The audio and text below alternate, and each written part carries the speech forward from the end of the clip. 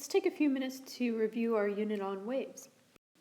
First of all, let's review the physical properties of a wave. A wave transports energy, and it travels throughout space or matter. This means that a wave can travel through a medium such as air or through a vacuum. It is also important to remember that a wave is an oscillation, meaning that it involves a change between some maximum value and a minimum value in some quantity. This quantity could be the strength of electric and magnetic fields, as is true with electromagnetic radiation, or it could be changes in air pressure, as with sound waves. Since a wave is periodic, it's useful to represent waves graphically. Here's an example of a graphical representation of a wave. First, we should label the axes. Let's say this axis is time. Usually this would be the x-axis.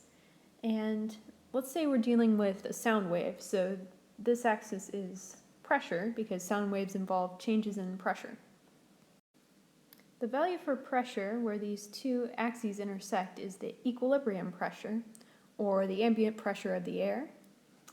This here is the maximum pressure caused by compression in the sound wave, and this is the minimum pressure caused by expansion of air through the wave. The distance between the maximum and the equilibrium point is the same as the distance between the minimum and the equilibrium point. This is called the amplitude, represented by a capital A. Since I've drawn the time axis here, this distance, the amount of time it takes for one cycle, is the period. The physical distance covered by the wave in this amount of time would be the wavelength. The period is represented by a capital T, whereas the wavelength would be represented by the Greek letter lambda, which looks like this. The number of cycles, that is, the number of lengths of time, like this, per second is called the frequency. The frequency is equal to 1 over the period. The graph I just drew was a sinusoidal type of graph, which means that it can be represented by sinusoidal functions. For example, it can be represented with the cosine function, which is typically used for the wave equation. The wave equation is written as the cosine of the frequency, omega, times time, plus some phase angle, phi, times the amplitude. This makes sense because the cosine function oscillates between 1 and -1 with an equilibrium position at 0.